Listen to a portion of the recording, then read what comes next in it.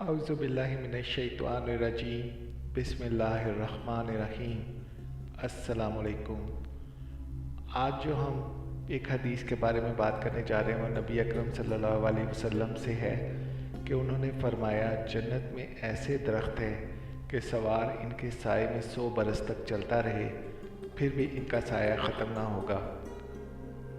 آپ اندازہ کیجئے کہ وہ کتنے بڑے درخت ہوں گے کہ جن کی چھاؤں ہی 100 برس گھوڑے پر بھی دوڑنے سے ختم نہ ہو۔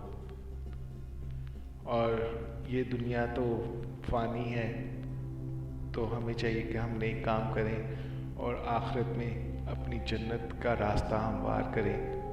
اللہ تعالی ہم سب کو نیک عمل کرنے کی توفیق عطا فرمائے۔ نیز آپ نے فرمایا یہی ظل المحدود ہے، یعنی جس کا ذکر قرآن میں ہے۔ تو جو انسان اس دنیا میں ہے وہ جنت اور دوزخ کے ہی امتحان سے گزر آئے، تو ہم سب کی تمنا ہے کہ ہم جنت میں جائیں۔ تو اللہ تعالی ہمیں وہ خوش نصیب بنائے جو ان مبارک جگہوں پر پہنچ سکے۔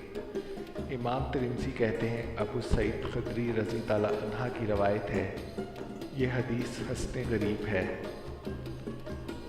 جنت کا وصف اور اس کی نعمتوں کا تذکرہ، یہ کتاب کا نام ہے۔ اگر آپ پڑھنا چاہیں تو آپ خود سے بھی پڑھ سکتے ہیں۔ ہمارا مقصد آپ کو سب حوالوں کے ساتھ ایک مستند حدیث سنانا ہے جن کو آپ خود سے بھی ڈھونڈ سکتے ہیں کتابوں میں۔ تو اللہ تعالی ہم سب کو نیک عمل کرنے کی توفیق عطا فرمائے اور جنت میں اعلیٰ مقام عطا فرمائے، آمین یا رب العالمین۔